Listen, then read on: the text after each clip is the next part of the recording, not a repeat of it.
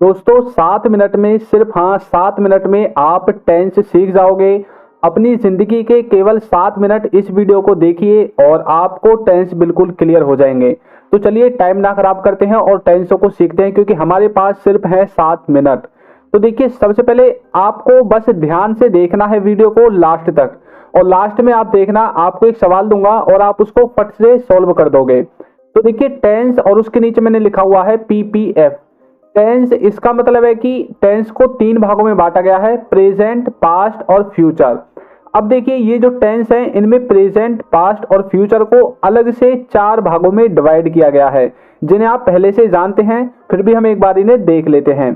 तो ये जो 4 भाग हैं, इनमें से एक है इंडेफिनिट टेंस, एक है कंटिन्यूअस टेंस, एक है परफेक्ट टेंस और एक है आपका परफेक्ट कंटिन्यूअस टेंस।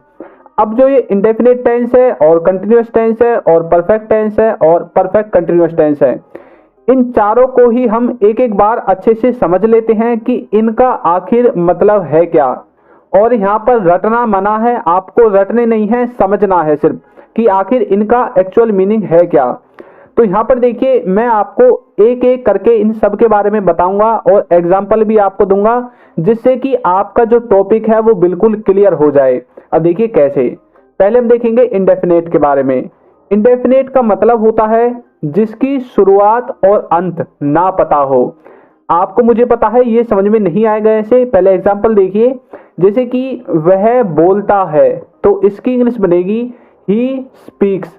अब ये कैसे बनी, इसका स्ट्रक्चर मैं आपको इसके बाद बताऊंगा, लेकिन यहाँ पर गौर करने वाली बात यह है, वह बोलता है। अब हमें ये नहीं पता कि वह कब से बोलता है और कब तक बोलता रहेगा, तो इसलिए मैंने आपको बोला इंडेफिनेट के अंदर वो वाले सेंटेंसेस आते हैं जिनके अंत और शुरुआत के बारे में हमें ना पता हो। जैसे कि वह स्कूल जाता है, अब ये नहीं पता कि कब से स्कूल जाता है और कब तक जाता रहेगा। वह पढ़ता है, वह खेलता है, वह सोता है, सूर्य पूर्व दिशा से उगता है, तो ये नहीं पता कि कब से ये कार्य हो रहे हैं और कब तक होते रहेंगे। तो इस तरह के सेंटेंसेस को हमें रखना पड़ता है इंडेफिनेट में। इंडेफिनेट अपने आप में एक देखिए क्या है, एक होता है डेफिनेट यानी कि पक्के तौर पर, और एक होता है इनडेफिनेट जिसे आप पढ़ रहे हैं, यानी कि जिसके बारे में हमें पक्का नहीं पता है। तो इस तरह से आप इंडेफिनेट टेंस को समझोगे। अब नेक्स्ट है हमारा इसमें कंटिन्यूअस। कंटिन्यूअस का मतलब देखिए क्या होता है, इसका मतलब होता है जो लगातार चल रहा हो, यानी कि जो कार्य आपका प्रेजेंट में भी लगातार चल रहा हो, पास्ट में भी लगातार चल रहा हो, या फिर आने वाले समय में यानी कि फ्यूचर में लगातार चल रहा होगा।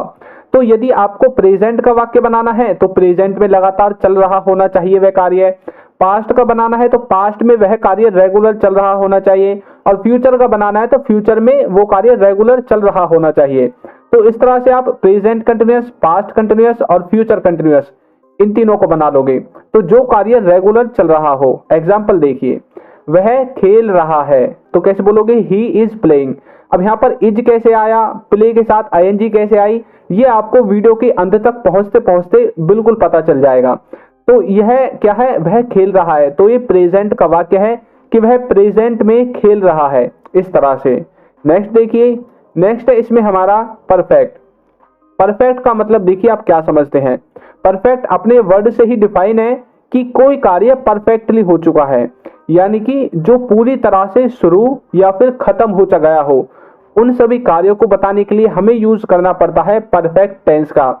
या तो वो कार्य पूरी तरह से खत्म हो गया है या फिर पूरी तरह से शुरू हो गया है, प्रेजेंट में, पास्ट में या फिर फ्यूचर में। यदि प्रेजेंट का वाक्य बनाना है तो प्रेजेंट में वो कार्य खत्म हो गया होगा या फिर शुरू हो गया होगा।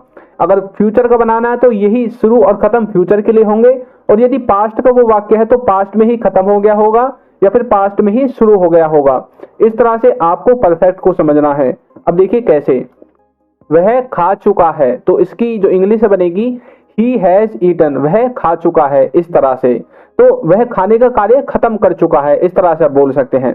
अब नेक्स्ट है हमारा परफेक्ट कंटिन्यूअस। इसका मतलब होता है परफेक्ट प्लस में कंटिन्यूअस, यानी कि इसमें परफेक्ट का कुछ भाग यूज होगा और कुछ कंटिन्यूअस टेंस का भाग यूज होगा, तभी तो मिलकर बना है परफेक्ट कंटिन्यूअस। यानी कि परफेक्टली पास्ट में या प्रेजेंट में शुरू भी हो चुका है और वो कंटिन्यूटी में भी है। जैसे कि वह सुबह से खेल रहा है। अब यहाँ पर क्या है, उसने ये कार्य पास्ट में यानी कि सुबह शुरू कर दिया और अब भी यह चल रहा है, कंटिन्यूअस में है। तो कैसे बोलोगे, he has been playing since morning. इस तरह से आप इसे समझोगे। तो यानी कि जब कोई कार्य पास्ट से शुरू हो या फिर प्रेजेंट से ही शुरू हो, यदि प्रेजेंट का वाक्य है, पास्ट का वाक्य है तो पास्ट से शुरू होगा और रेगुलर चल रहा है, तब आपको यूज करना है परफेक्ट कंटिन्यूअस का। तो आपको ये चारों चीजें अच्छे से समझ में आ गई हैं। अब हम बात करते हैं इनके स्ट्रक्चर के बारे में। तो देखिए, इनके स्ट्रक्चर में आपको मैंने एक स्क्रीन पर दिखा दिया है, एक जो टेबल है। यहाँ पर पहला है स्ट्रक्चर और दूसरा है हेल्पिंग वर्ब। अब जो स्ट्रक्चर है, इसमें सिंपल टेंस में ये वाला स्ट्रक्चर यूज होगा, यदि आपको नेगेटिव बनाना है तो ये वाला स्ट्रक्चर यूज होगा, और यदि आपको इंटरोगेटिव बनाना है तो आपको इस वाले स्ट्रक्चर को यूज करना है, और इंटरोगेटिव नेगेटिव के लिए इस वाले स्ट्रक्चर को यूज करना है। अब यहाँ पर मैंने लिख रखी है helping verb, subject, verb, object. तो सब्जेक्ट वो होता है जो कार्य को करता है, वर्ब वो होगी जो कार्य आप करोगे, और ऑब्जेक्ट वो होगा जिस पर सब्जेक्ट कार्य करेगा। और हेल्पिंग वर्ब मैंने नीचे लिखी हुई है, प्रेजेंट के लिए ये वाली, पास्ट के लिए ये वाली, और फ्यूचर के लिए ये वाली हेल्पिंग वर्ब यूज होगी। अब यहाँ पर ऊपर लिखा हुआ है इंडेफिनेट V1। तो इंडेफिनेट टेंस में वर्ब की फर्स्ट फॉर्म, कंटिन्यूअस में लिखा हुआ है V1 प्लस ing। तो कंटिन्यूअस में वर्ब की फर्स्ट फॉर्म के साथ ing, और परफेक्ट में लिखा हुआ है V3। तो इस तरह से आप इसे बनाओगे। अब नीचे मैंने इनका स्ट्रक्चर लिख दिया है कि आपको किस तरह से इन्हें यूज करना है। तो सब्जेक्ट आपको पता चल गया, हेल्पिंग वर्ब पता चल गई, वर्ब पता चल गई, ऑब्जेक्ट पता चल गया। अब ये किस किस के साथ यूज होंगे, तो यहाँ पर देखिए, जो थर्ड पर्सन सिंगुलर है उसके साथ, यानी कि ही, सी, इट, और किसी व्यक्ति का नाम, इसके साथ यूज होगा इज, वाज, हैज और डज।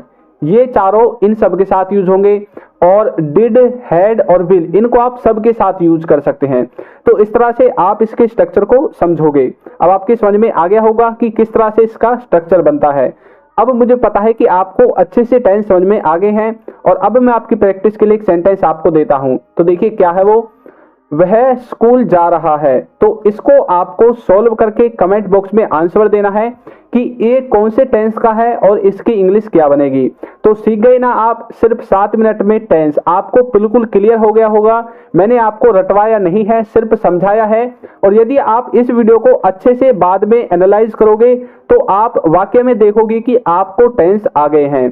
तो आज की वीडियो में इतना ही, मिलते हैं किसी नेक्स्ट टॉपिक के साथ अगली किसी वीडियो में। तो चैनल को सब्सक्राइब, वीडियो को लाइक और एक अच्छा सा कमेंट करना बिल्कुल ना भूलें। Thank you.